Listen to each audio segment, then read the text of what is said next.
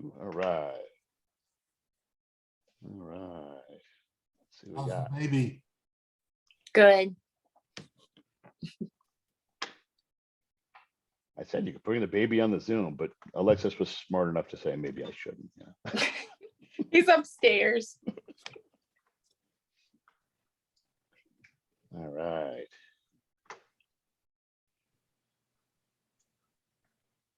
All right, people are joining us now, getting connected, coming online. All right.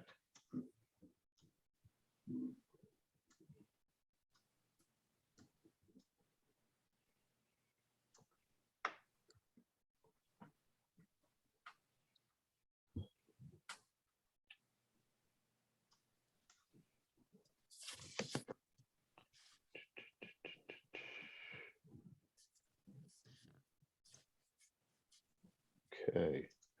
All right, nice crowd coming on board here. Thank you everyone for joining us for our Zoom meeting tonight. It's 6:01. We'll give everyone another minute or two and then we will get started. Stand by for another minute or two. Thank you.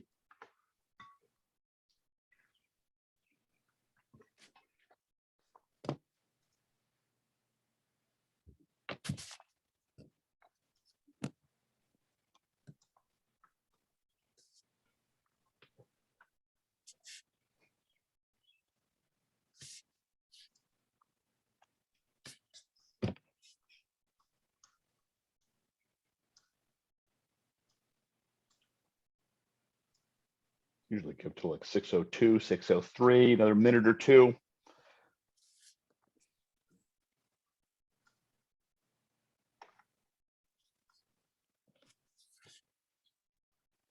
And you know what I'm going to do right now? I will start the streaming. Let me do that while we're waiting one more minute. Let's get us on Facebook here.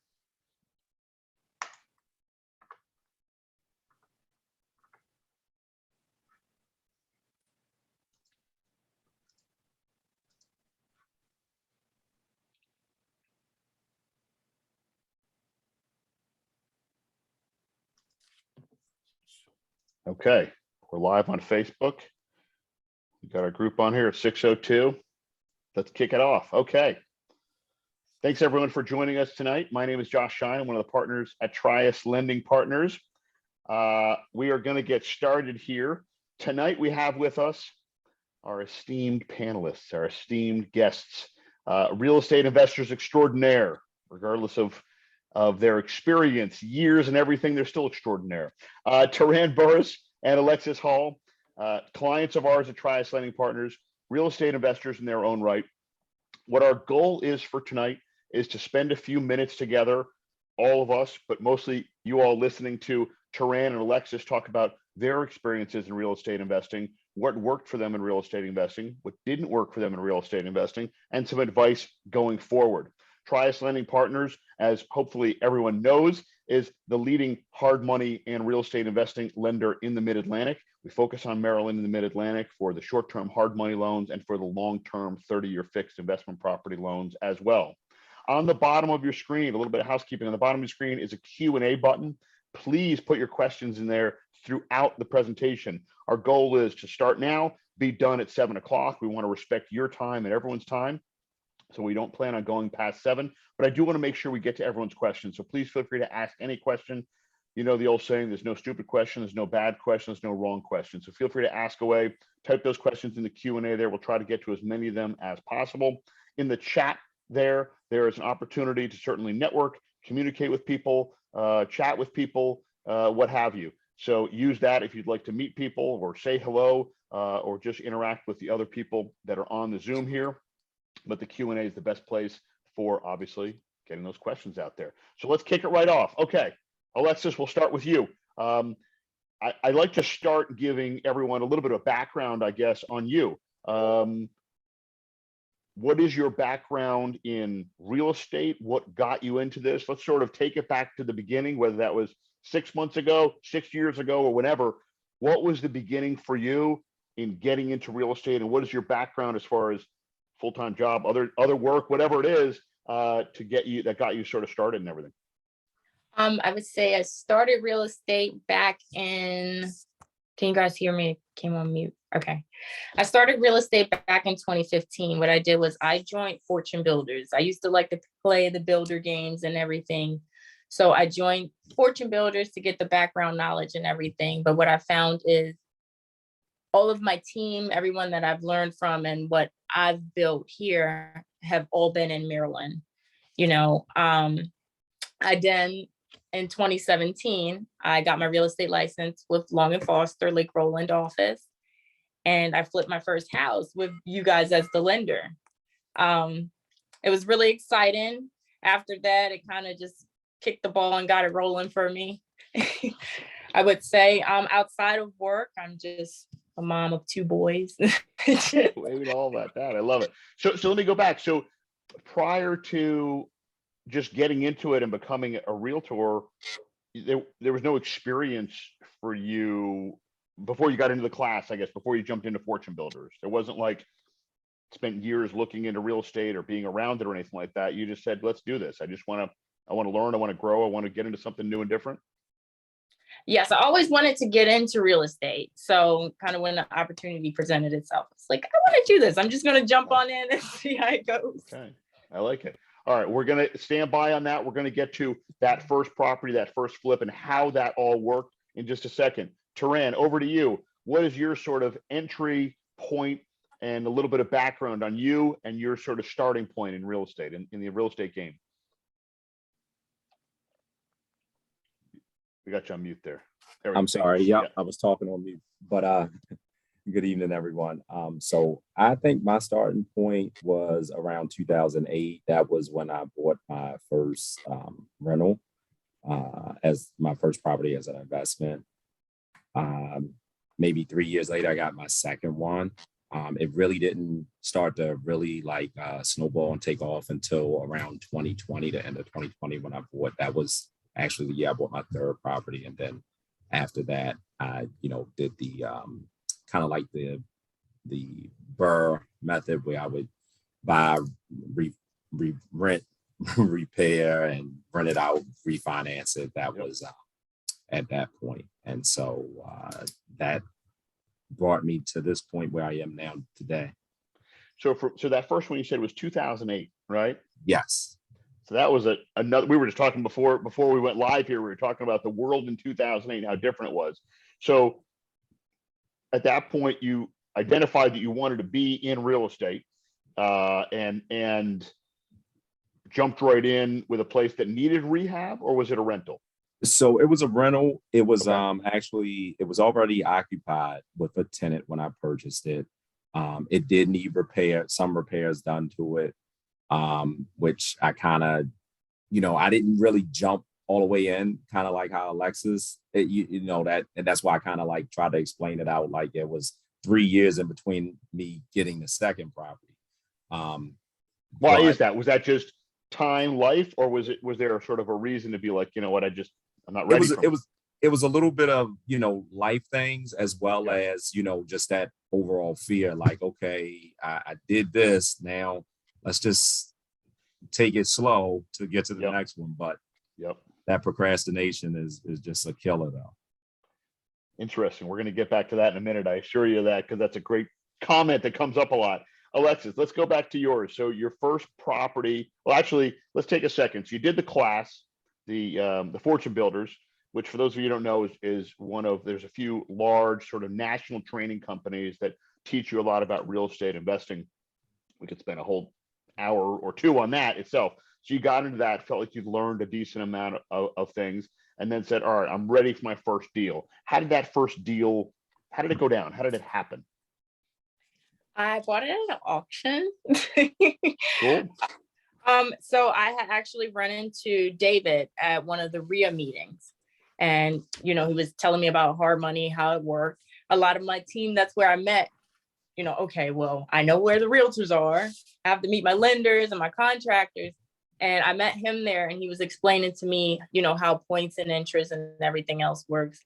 And I went to this auction, and I was ready to buy, and I just, I kind of just hit the button until I got it. And I was like, oh gosh, what do I do? So then I called David, and he told me, I needed to put my scope together, which I knew I needed to put that together, and then put my numbers together. And I had my engineer come in with me and kind of send everything over to him and made sure it made sense in order to buy. Yep. And that when you went into that property, so it sounds like based on your sort of speed and having jumped into it, you hadn't really done a ton of homework on that specific property. Is that accurate to say, or did you do some homework as to how much you thought you were willing to spend on that place? No, I did do my homework. So Okay. I ran all my comps. I knew what it could sell for. I knew what I went into the property. I knew what I wanted to do in there. And I did my numbers as far as what I thought the renovations would be. Yep. So I did do my homework. You have to do your homework before you go and just buy something. Perfect. I don't want to tell people. Yeah, I want to make sure. So based on the homework you had done, the price you ended up buying it for at auction, was it where you anticipated you would end up? Did you end up a lot higher, a little lower, or spot on where you had sort of projected and predicted? I ended up a little higher, but I actually, as a realtor, we negotiate. So I brought them back down, which they usually don't do at auctions. Interesting. Yeah. And I ended up at about 66,000, which was good. Yeah, for sure. And your hope with this was a flip, not a hold, correct? Yes. Why was that? I'm curious. That's a question we get all the time. Torran, I'm coming to you with the same question in a minute. What made you decide one or the other? Why? So I wanted to do a flip to build more capital. I knew with buy and hold properties, you put down your money and it ties it up a little bit. You can always pull out and refinance, but I didn't want to do that. So I just, did the flip to build more capital instead. And then I got happy with flipping houses. All right, stand by. We're getting back to that. Torran, that first one of yours, you knew you had some work on it, but you mentioned it was rented. So you were going into it literally opposite of what Alexis says, which is why real estate's great. Everyone's got different approaches and different paths to their success with a lot of zigzags along the way. You were looking at saying, I want to go hold. Was that your strategy from the outset on any real estate you were doing? It was at the onset, and I had got to the point though where I wanted to do a flip. Basically, for what Alexis was saying, it was an opportunity that was going to be an opportunity to get capital. Hopefully, depending on the size of the flip, a large sum of capital that could, help you to jump further into doing more flips, or you could go and use that money in that buy and hold strategy. Alexis hit it on it though. I like it. A question came in here, which is a good question, I think, for both of you. Torran, where was your property? So mine, that first one, it was in Northwest Baltimore. I actually tell you the street. It's on Belvedere, right across from Pimlico Racetrack. Like you could watch the Preakness from the window. A lot of changes going on around there these days, but that was way back in the day. Okay. And Alexis, where was that first one for you? Mine was 21206. Okay. So. Yeah. Nice. Yeah. Good stuff. Okay. Excellent. Okay. So let's move past that. Torran, you did that first place, and you go mute for a second there, Torran. I think I lost you there.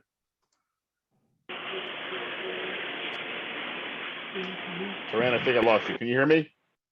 Huh? Oh, sorry. A little static. Torran, I don't know which one we lost you on there. Something went on mute there. Alexis, we'll jump over to you and see if Torran can get it. We got a technical difficulty there. So after that first one, what was the move after that? So talk to Dave Bond, one of the partners of Trius Lending Partners. Sounds like he was instrumental in helping to give you the knowledge and input to sort of get this going and to get off the ground. Contractor wise, as you mentioned, you were just meeting people on the fly, right? You were just sort of getting stuff going on the fly, right? You didn't have these connections built. This was real time happening with this property, right? Well, I had one or two great connections. I had my mentor, Marianne O'Malley, and Kenneth McCaff. He's done a lot of, From the Fortune Builders? No, I actually met him at a RIA meeting. Got it. Okay, great. Okay. And then from there, I met other contractors in between, made sure they're licensed and insured and right. Not easy. Some of their work first. Yeah, not easy for sure. So let's move on to the next place. So you did actually let's finish up on how it turned out with that first one. Bought it at auction. negotiated the price a little bit, which is really impressive. Okay. Then what? What did you do? How did it transpire? How did the numbers work? How did the deal work from there? So the numbers worked great. I ended up buying it at 66. I put in about 70, and then I sold it at 199. That's pretty good. Yeah. What was the So I original did- projection? I was planning on selling it maybe in the 180s, like 180. And how long did it take? About 30. The project or to sell? The entire thing from beginning to end? That one took about 4 months. 4 months. Okay. And what did you think it was going to take? Like 8. Yeah, right. Okay. That's pretty good. That's pretty good for sure. That's not too bad at all. Let's see if Torran's coming back on there. He's trying to connect to audio there. Torran, is it working now? Torran, is your audio working? Doesn't look like it. He's got nothing coming out on either end. Okay. I'm back on. Oh, you're back. Okay. Yes. Perfect. You're back. You logged out, logged back in. So Torran, Yes. let's fast forward. So let's wrap up on that place. How did that place end up? Where did you end up with that first place as far as how the deal and the transaction turned out? So I bought that through a conventional multiple listings. It was a multiple listings home that I bought. Everything just the normal process. So I actually still own the home. I actually refied it the end of last year. I did a pretty massive overhaul as far as renovations with it over the last probably, I refied it the end of last year. So probably a year. It took probably a year to do it because I was doing it with cash from our. So you've been holding that and cash flowing in that place since 2008. Whoa, that's pretty serious. I have another audio issue here. I don't know what it is. So you've had it for all that time. Did I lose you again, Torran? Yep, something's going on. Torran, I think there's a few other people logged in under your name here, so I don't know if that might have something to do with it. Alexis, let's jump over to you for a second. So you sold that place, made money on it. What was the progression from there, moving on to the next place? I just started looking for more properties to flip. Where looking where do you go? It's a question we get all the time, right? Where do I go? Where do I look? How do I find properties? And whatever we did a year ago or 2 years ago may not even work today. What were you doing? How were you looking around for stuff at that time? What was the move to look around at that time and sort of figure things out? So I always check the auction sites. Yeah, I like to check the auction sites, and I have access to the MLS. So I set myself up on a auto email, which sends you out properties to the criteria that you set. right. And that's worked for you. That's been successful. Yeah, that's interesting. So what was the next look for you? So you were just seeing what's out there, keeping an eye out on the market, keeping an eye out there on what's working and not working. What'd you end up finding? I found one on the MLS. And from the sale, were you looking at it, waiting for your sale to close on that first place? Or was it sort of beforehand when you're under contract? At what point you start looking for the next deal? I started looking after I had sold the first one, which probably wasn't quite a good idea because I ended up with a time, gap there to find the next one. Did that work out okay? Did you have to sort of balance that out as far as the closing date for the one and sort of make that work? How did that work for you, timing wise? The timing on that one worked great. The timing on my one following, not so well. Okay, so it did hurt a little bit. So let's go back to the second one. So this one also, you were going in and saying, I want to flip again. That's still the idea. Still build that capital. Still keep the properties coming and going and making that money. That was still the idea there, right? Yes. Okay, got it. So in doing that, where was this property? Where'd you find this one? What location is it? This one was 21204, so it's Batavia Avenue. Okay, got it. And what was the purchase price and rehab ballpark on that? The purchase price was 89, and I think I sold that for 220. I don't remember the exact sale price on that. Or Pretty good. I know you've had some good stuff. Those are some nice numbers as well. Larger rehab on this one than the last one. Yes, it was a larger rehab. Bigger This one project. had 3 floors. Yeah, stuck with the same person you used on the first one. Yes, we switched out some major contractors and Yep. I mean, so on the first one into the second one, as far as challenges, things that didn't work, what kind of stuff were you running into as far as sort of lessons learned on the first and then on the second that were causing maybe expensive mistakes, maybe not so expensive mistakes, maybe just time-consuming mistakes? What kind of stuff came up that caused you to sort of take a deep breath, I guess, at different times? so the first and second one, it was more so the time gaps that made me take a step back and look at what I was doing. It was scheduling the contractors, making sure they were paid. Some contractors wouldn't come out unless they were paid a certain amount up front. So It was learning that process as well. And, I would call my lender, I would call Stephen, like, I don't know if I should do this. And, it's like, well, you have to work with everybody, and you don't really want to pay too much up front, and then a contractor just, Right.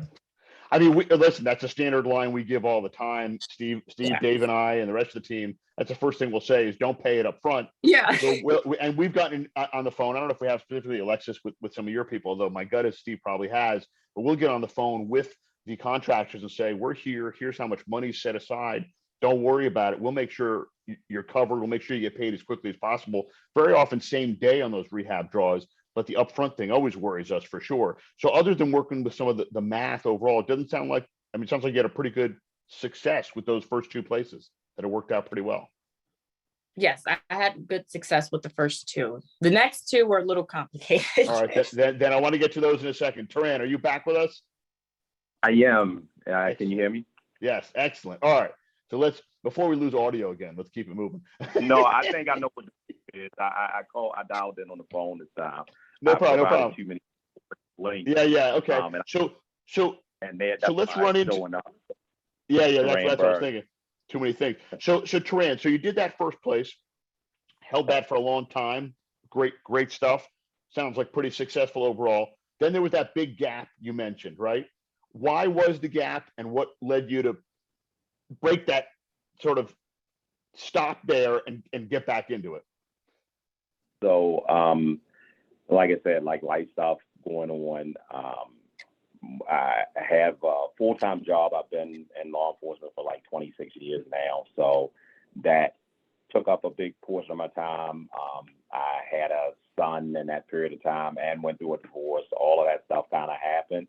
So, involved with life things. And then finally, once all of that stuff kind of cleared up, it was like, okay, set my mind to it. I'm going to do it.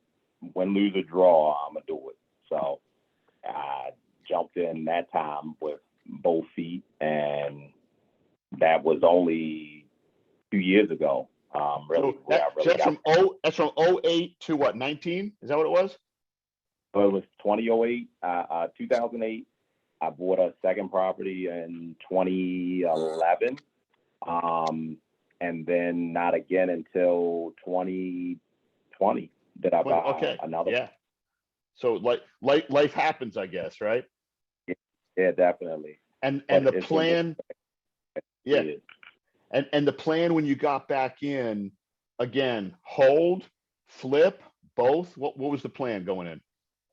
So originally, again, it was to flip, but I went through like the vacants to value, this Baltimore City program.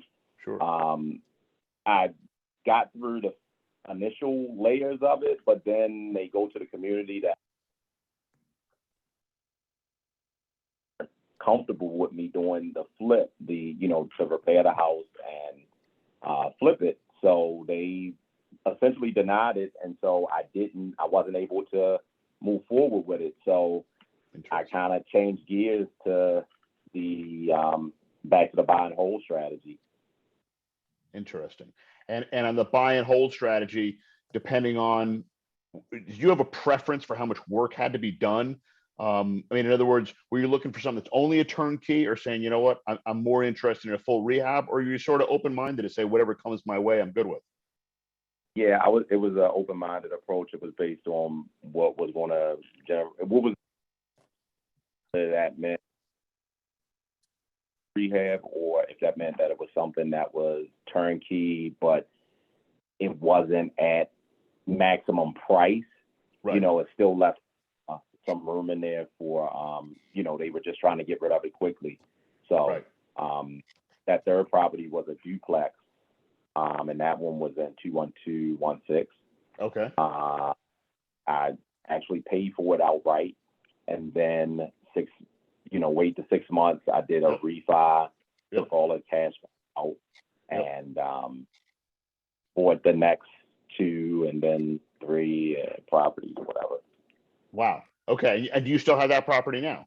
You still have that one? I still have like that. Like I said, that first one from 2008. I still have that one. Yep. And the one I bought in everything I've bought since 2020, I still have. So the 2011 was a quick flip.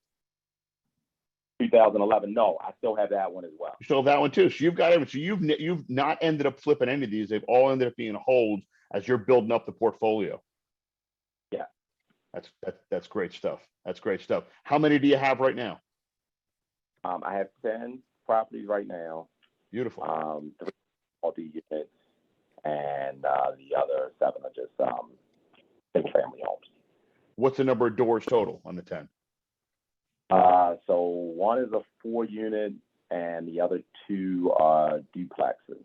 So what's that? Maybe 4, 2, and 2. So we got 8 there, and then you said there's 7 more on top of that. 15. Yeah. Yeah. So you got 15 doors. That's great. That's great. And cash flowing on all of them, meaning they're tenanted, the rents are getting paid, the whole bit.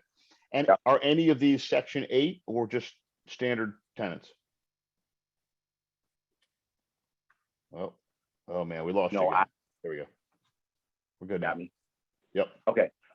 2 are Section 8. I didn't have any experience in Section 8, honestly, until I purchased those 2 properties. They were already tenanted with the Section 8 got it. tenants as well when I purchased them.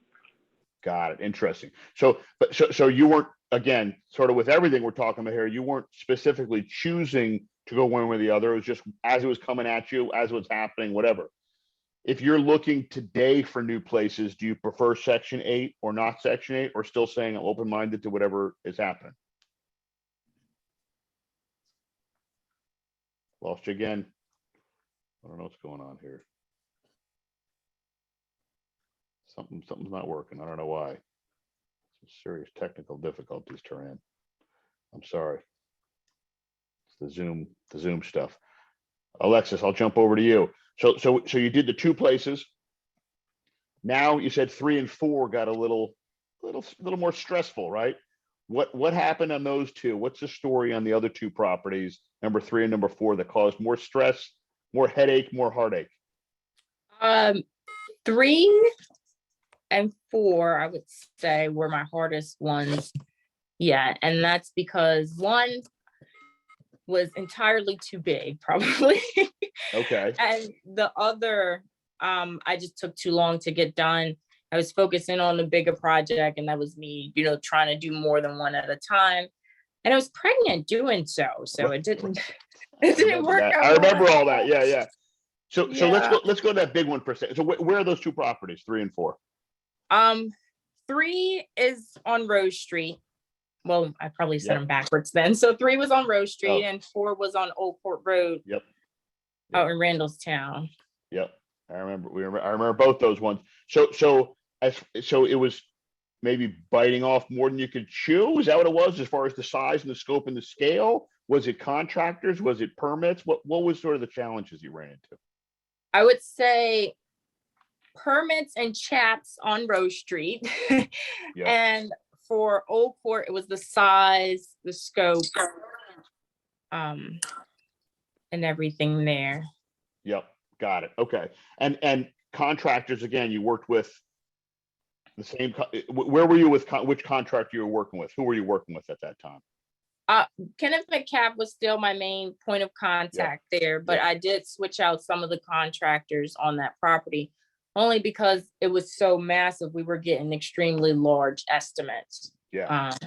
So we how many square feet was that place? 5,324. Yeah, that's a big property any which way you cut it. That's a large property. And rehab cost approximately, what was the total on that one? The final total. I think Steve's on this call. I don't know. I don't really want to know, but listen, that kind of square footage has got to be big, right? I mean, it was about, I would say 195. Yeah. That's a lot of money for a large project. How long did that one take? That one took over a year to get done. But in my defense, I was pregnant. I shouldn't have did that in the meantime. For real, no, for sure. You were talking about juggling a lot. What was your initial estimate on price and on time frame for that?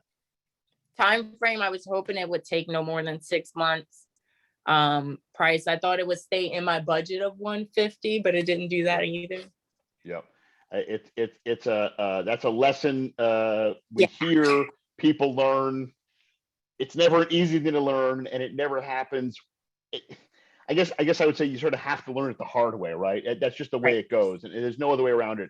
No matter what, and I'm sure knowing Steve, who's listening here as well, I'm sure said never going to get done in that amount of time, and it's never going to get done for that budget, because those are famous lines we use a lot. Even the more experienced people, there's always a sense of, there's an emotional attachment to a lot of the properties. I can do it faster, I can do it better, I can do it cheaper. I know what I'm doing, I'm gaining experience. Right in all senses, but wrong in what some of those projections are, is what we run into. And that's just part of real estate, is dealing with that. Now, at the end of the day, when you do the dollars and cents on it, how did it work profit-wise at the end of the day on that? Did it work out okay? Yes, I made 60,000 on that one. I would have made 100, but it's okay.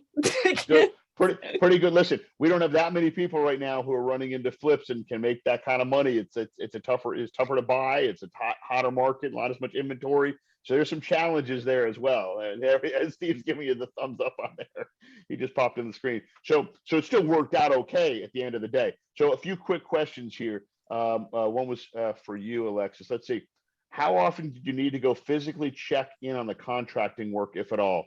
Great question, Torran. I'm going to ask you that question in a second too. So how often on the big one, especially, Alexis, and then on the other ones, what's your process for keeping an eye on things? Hourly, daily, weekly, monthly? What's your involvement on the rehab? I was always there. I think by me being a realtor and being in real estate, I had a more flexible schedule. So I would, go in the morning, probably leave around 3. Everybody else always locked up. Or sometimes I would stay late until everyone was gone, just to double check everything and then lock up and sell. So when you say, so let me just get this right. You were showing up there and you were sort of making your other calls or doing whatever else while you're in there, keeping an eye on people, just seeing guys coming and going, the tradesperson, the electrician, the plumber, the whatever. When you say you're saying every day you were showing up there, it became your office essentially that you were working. Yep, on. Monday through Friday, I would take, my iPad and my, pencil and paper, I prefer. Yeah. And my clipboard or whatever I needed to do there.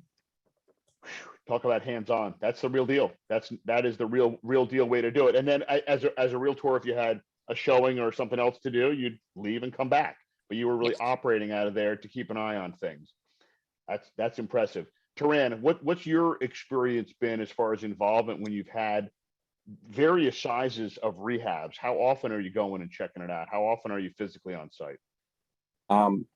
As much as possible. Alexis hit it on the head. You have to be there. You have to be present to make sure everybody's doing what it is you need them to do. Because at the end of the day, it's your money. It's about how you're going to make the income out of it. So you got to make sure that everybody's there, doing what you need them to do. So I would go as well. I didn't have any projects as large of a scale as Alexis has. The biggest project was maybe 60,000 in a rehab. Yeah, that's a nice size though. Yeah. But yeah, it's a decent size for sure. And I'm there to at least twice a week, sometimes every day of the week if my schedule permits, but definitely getting in there 2 times a week. They would work sometimes on the weekends, so I get to be there, both days on the weekends, things like that. And if you weren't able to make it, Torran, you're a busy guy. You're helping to do a lot of serious, important work in law enforcement in the city. So I mean, if you might have not been able to make it for 3 days, were you still in communication with the contractor? Were you still able to have eyes, Definitely. maybe with the phone on it, Right. or what? Yeah, definitely. Like if there was, say, an issue, the contractor in particular, we have a really good relationship. If he says this, it's this, but you still want to always verify, right? So it's like, hey, all right, cool. Can you send me a picture of it? Let me see it so I can understand, get a better feel for what you're saying, what the issue is. So yeah, that's definitely with technology, which I don't seem to be very good with since I keep using audio. No, it's all good. So wait, so technology gives you those extra eyes, so to speak. So what's interesting when you say, so a quick comment from me from sort of the lender side, from what we see is, Alexis, what you did is probably like the perfection and case study when you can be there as much as you possibly can. I mean, making that into your office, I've actually never heard that extent of it, which I think is brilliant. Of like, if you're able to, based on your work, to make that your office as best you can, you've sort of made that your home during that entire project. I mean, that's phenomenal. Torran, yours is more what we hear, which is I'm just there as much as I can be and in and out. The key is that technology side of when you're not there, being able to still get those videos back and forth. And my question is this, really to both of you, but Torran, a little bit more to you on the front end, what kind of knowledge and experience do you have to be able to look at those videos? You weren't trained, I don't think, in plumbing or electrical or HVAC, right? Or framing. Do you feel you were able to still be helpful and impactful by just seeing what you're seeing and just running with it? Yeah, and so here's the part of it. If you aren't, and so you're right, I've never had any formal training with plumbing, electrical, exactly. HVAC, carpentry, any of that. However, over time you develop that experience from not just seeing it, but actually doing some of it yourself with people that do know how to do it. I have several friends, associates that are really, really good with various, the trades or with carpentry stuff.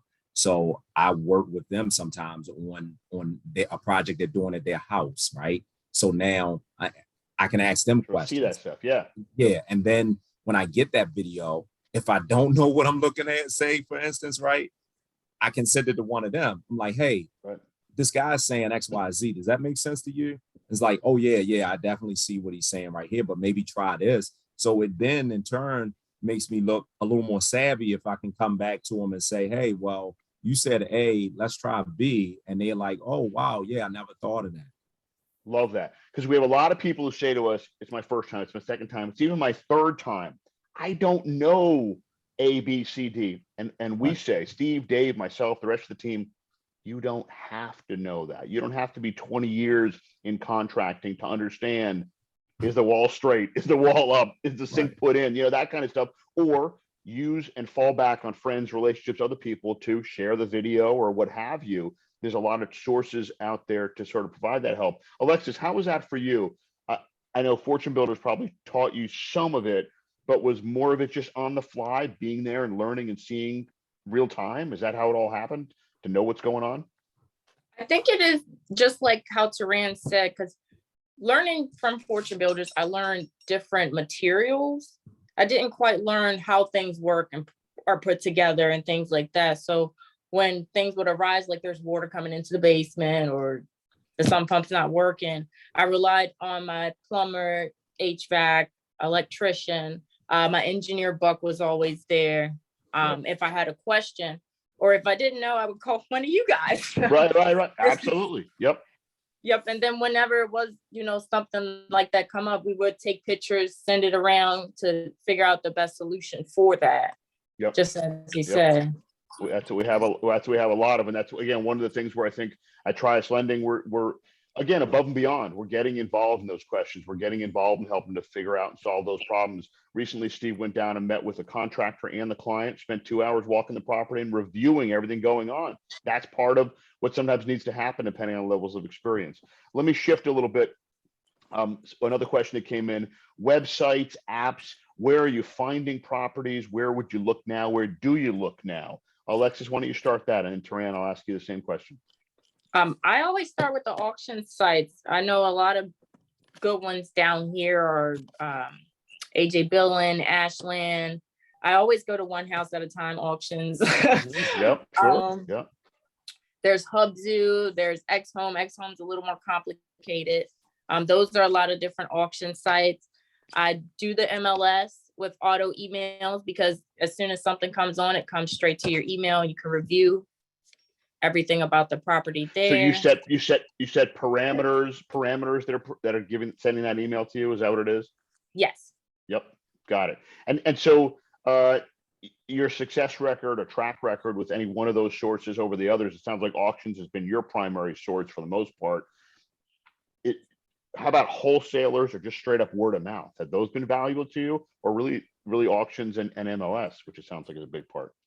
So the two that I have coming up, I found by word of mouth, which is really good because you get them, you're not competing with everybody on the price. Wholesalers, what I found was, and probably the MLS and auction are even for me because I've found half on each one. And there were actually wholesalers on the MLS. Right. They have one of my properties was listed by a wholesaler. So it says it was Batavia. It says I bought it at 68 when I bought it at 88. And then wow, crazy. The world's crazy. I'm telling you. Yeah. So and on the ones who were word of mouth, what kind of word of mouth was that? Through a networking event, through another agent? Where did that come from? How do you run into those? That's a question we get all the time. Where do I go online? And then word of mouth, what does that mean? How does someone get a word of mouth? Where were those from? The word of mouth that I found was actually from my aunt. Okay, family. Yep. Yeah, she tells everyone I'm in real estate, and I've actually had 3 people come to me from her far as like listings and things like that as well. Now the next one that I'm going to buy is from her as well. We say all the time to our team and to investors as well, you assume and think that your friends and family know exactly what you do and exactly how they can be helpful to you, but it's a bad assumption to make. We've run into too many people on our side, on the mortgage side, when we're trying to find business and find opportunity, and then on your side, the real estate investor side, looking for properties, looking for opportunities as well, where we realize, like, my cousin didn't even tell me, my mom's friend didn't even tell me, a good friend of mine didn't even tell me. They didn't realize exactly what I'm doing. And so I think the lesson on that is kudos to you, Alexis, for making sure they're crystal clear on what you're doing and how to help. But it's to tell people, to encourage people to make sure to be crystal clear on getting out there and saying, hey, if you know anyone who's got a property, anyone who wants to sell, anyone who wants to get rid of anything, I'm the person, and making sure they're crystal clear on that. I think that's really, really important. Torran, for you, what's been effective in finding properties? What have you used for software or connections or what? As far as most of the properties have been through wholesalers. I mentioned like that first property was through the multiple listing. Actually, the second one was as well. But then when I really got back into it, it was pretty much all, with the exception of one, were through wholesalers. One was an auction, like Alexis likes to use. It was through Ashland. And then as far as like the networking and the word of mouth, that comes from, like my inspector, with a guy who does the rental and the I'm sorry, it's escaping me right now, the lead inspections.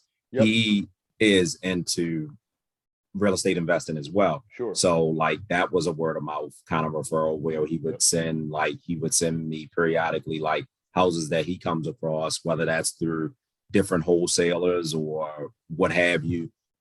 Like, hey, I don't know if you're interested in this, but here's the address, here's some pictures of it, So things like that, the people that are kind of in your circle, other contractors, things like that. That's the way I've come across like the word of mouth. That's it. That's that network of people, just putting yourself out there and making sure to keep those communication lines open. All right. Question coming in now. So one is, are they all in Baltimore? Both of you are doing Baltimore, greater Baltimore only, right? You haven't gone out of the region, right? Not yet. Okay. Yeah. Not yet. You're looking at maybe getting out there a little bit, Alexis? I was looking in Hartford County. Okay. Nice. Okay. Torran, are you looking outside or really staying focused in the city right now? I am. I'm looking outside some.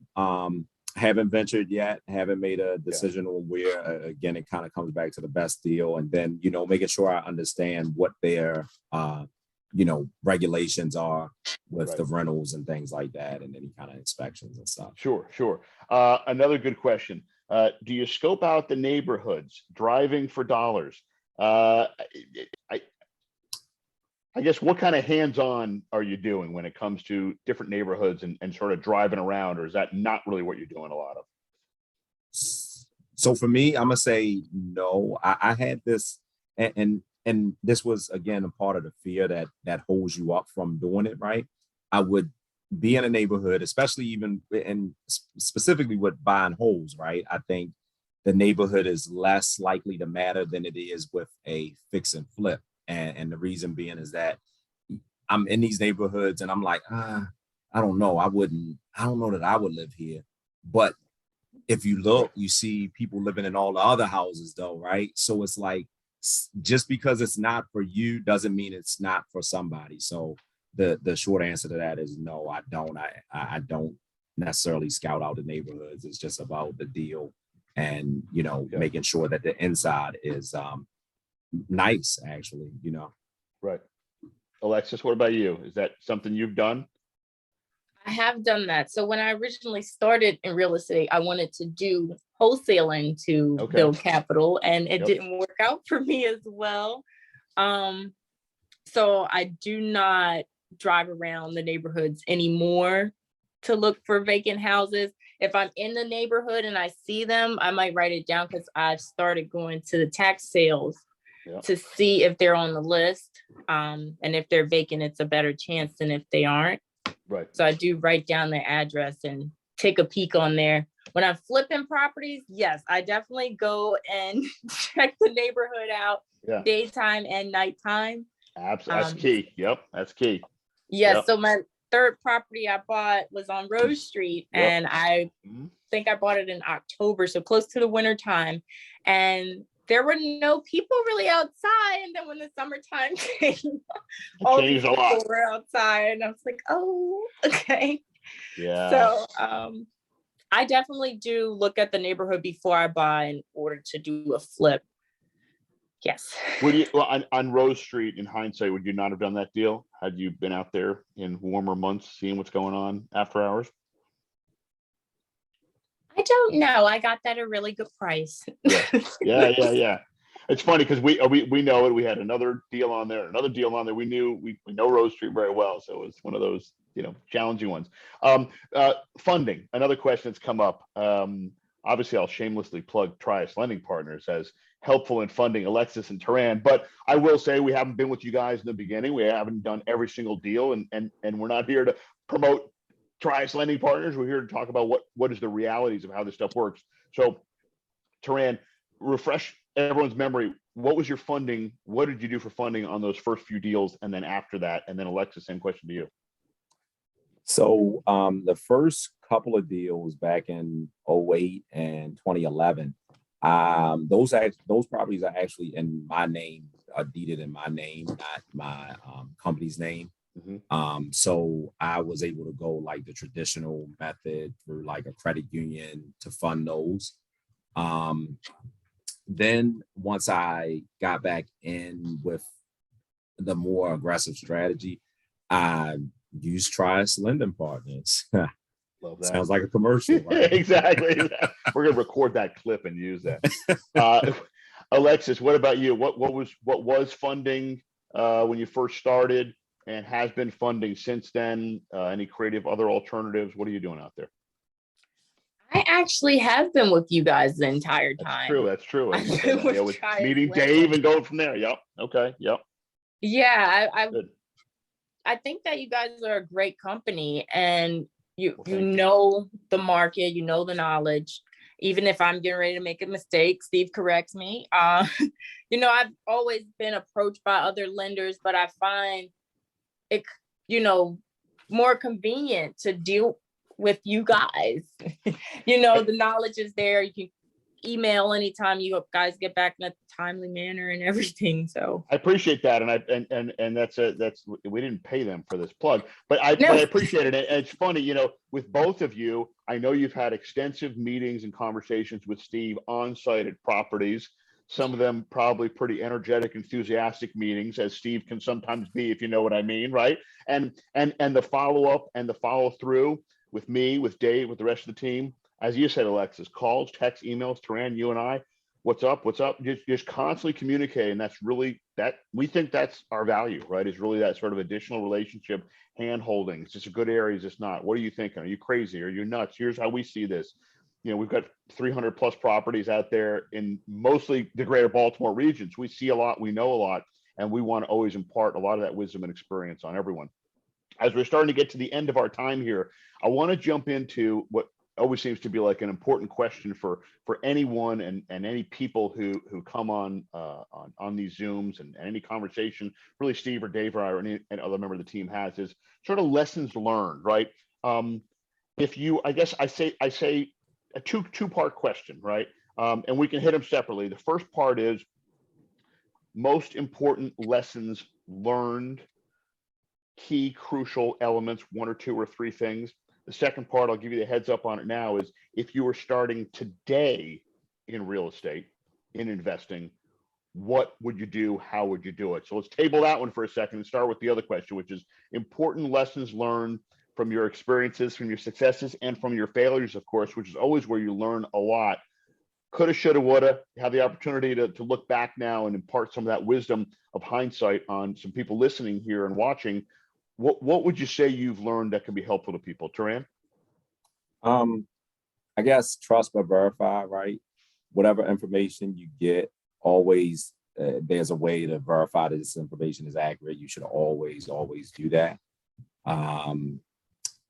Something else that I would say is that, I mentioned it before, the fears of not knowing or the fears of failing, right? It could happen, but if you don't try, you definitely will fail. So just kind of get that out of your head about, if somebody doesn't pay rent, or if the repair costs more than what I originally anticipated. Ultimately, with real estate, you're always you're gonna make out in the long run. It's not about the short game; it's about the long game with it. 100%. We hear that all the time. We hear the regret people have is that should have done it sooner, wish I'd done it sooner, wish I didn't hesitate, wish I didn't wonder, wait, and do so much research and analysis paralysis. Not that research is bad, but too much of it can truly be a bad thing. And saying, just do. Don't try to time the market for ups and downs, for good and bad, just do. And to your point, Torran, it's a marathon, not a sprint. It's a long game. We're not looking to do this. We hope we make money every day, every week. But we're looking to do this long term, 10, 20, 30 plus years, sitting on a beach with passive income, et cetera. And to your other point, trust but verify. Probably one of Steve Bond's number one lines is trust but verify. Double check, triple check, trust but verify. You can tell me this, but until I see it, document it, prove it, verify it, confirm it, I don't want to believe anything from anyone, with all due respect to everyone, until I can verify that information. That's great advice, Torran, for sure. Alexis, what would you say? I guess kind of the same thing he said. You can't be really afraid to get into real estate. It's more of a long player's game, a long-term game.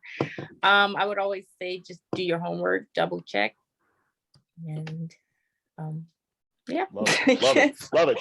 So Alexis, kick us off on the, well, maybe final question. We might have another one or two in there, but if you were starting today, so knowing the benefit of knowing everything you know right now, you got the knowledge, you got the experience, you've done these properties, but you have a friend, a sibling, a cousin, or whatever, saying, I'm getting into real estate right this minute in our area. What would you advise for that person to do? It sounds like based on both of you, you'd say, do it is number one, right? Get in, do it. but where would you say to go start? What do those first few steps look like in your opinion?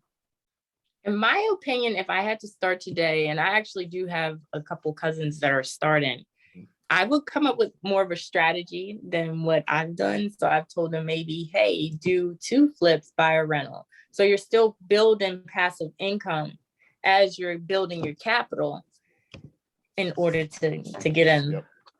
Yep. I like that. I like that a lot. Torran, what would you say starting today? Starting today, I would say, obviously just you got to do your own research, right? Try to get as much information as you can. And you can do that, whether that's watching YouTube to learn more about different kind of renovation projects, or to learn more about plumbing, to learn more about electrical. Do that type of research, read any, and I say this all the time to people, is like, never go to one of those free. And meanwhile, I told everybody about this free thing, right? But I told them never go to a free thing at a hotel and all of that stuff, because it's just a scam. They're trying to get you to put money in, and then they set these parameters that you'll never be able to meet. Unfortunately, that did not happen to me. That was just from someone else's experience. And when I started to read different books, everything that they claim to teach you are literally in these books that you can buy for $9. Yeah. So, and great advice, great feedback as well. I would say on the free event side, it does depend on what it is. So we run things a little differently, right? We're always free, and we're not upselling a training class or a package or a booklet or a manual or any of that stuff. So you got to do your homework on that stuff. So you're right, but do your homework on that stuff, what I would say. As we're winding down, a few other quick questions. Alexis, we didn't get to, so at the end of the day, you've only flipped. Do you have any holds at all? So the one that I'm working on now, it's going to be a hold, but it's for my son. My great grandmom left him at house. Okay, got it. But for the most part, it's been all flips. Yeah. Still doing flips, right? Yes. Okay. Another question. Torran, what books would you recommend? Real estate. So there's something on Amazon that I always recommend to everybody that would just start, when they're just starting out, and I'm trying to find it. While you're pulling that up, another question. How much money did you save for your first flip, Alexis? How much saved up to start? How much did you have in order to do that first flip? Yep. $35,000. Yep. Torran, what would you say was your first amount of money you had saved for that first deal? Probably about the same, about 28,000 or so. That's what we tell people. 20 to 30, higher is better, but no less than 20. And this market's probably closer to 30 no matter what. That's for sure. Another quick question here. We talked about average times. A question: what areas in Baltimore City aren't acceptable for hard money lending? Well, I'll take that one. Look, here's the deal: we're sort of open to anything, right? And Torran knows that. Alexis knows that. We'll look at it. We'll see it. We'll check it out. The city is moving and changing and evolving quickly, and we're open-minded to that. Having said that, so the answer is there's no area we won't specifically look at. Having said that, we will want to check out the property, want to do the homework on it. And if we go and see a block that's got, 3, 5, 10, or all boarded up, and you're the one person buying the 1 or 2 places to renovate it, that's generally a bit early for us, and it might be years early, but we're generally not going to jump into that one or that area. Doesn't mean you may not be a moneymaker. Doesn't mean it's not a good area for you down the road or for your investment plan. It means for us on our own, we're doing our homework online, and then we're going in person, which is most of the time Steve jumping in and meeting you in person. I know he's met both of you at all your properties. We're going to go there and say, I looked at it online. I'm not crazy about what's going on here. There's not enough development. There's too many vacants. There's too many board ups. There's too many empties and that kind of thing. I think at North Ave, Torran, you had that situation too, right?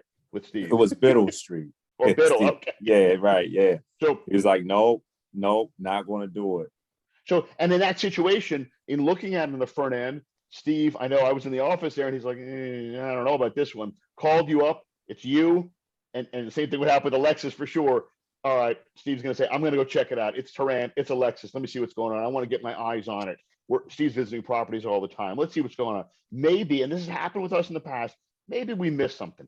Maybe this area has seen some more renovations since the last time we were there. Might have been there a week ago, it might have been there 6 months ago. You never know with different blocks in the city. So we're open-minded to see it. So we're not going to sort of discriminate, so to speak, against any block or area whatsoever.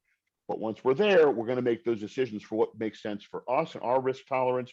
And the advice, which you know, and I can tell everyone, is going to be as honest as the day is long, coming from Trius Lending Partners. It's going to be straight up telling you exactly what we like and, more importantly, what we don't like. So, okay, I think I will end it there.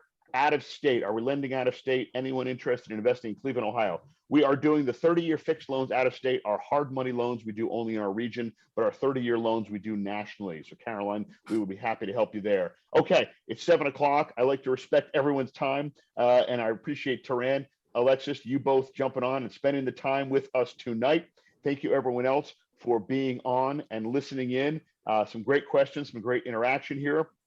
Trius Lending Partners, we have generally 2 meetups a month. Yes, they are free, Torran. And the one is usually more about the lending side, about using leverage, about our hard money lending side, about our long-term lending side. And our second one, we've been trying to do this kind of interaction, which is just experienced people at different levels of experience, at all levels of experience. What works, what doesn't work. This is great.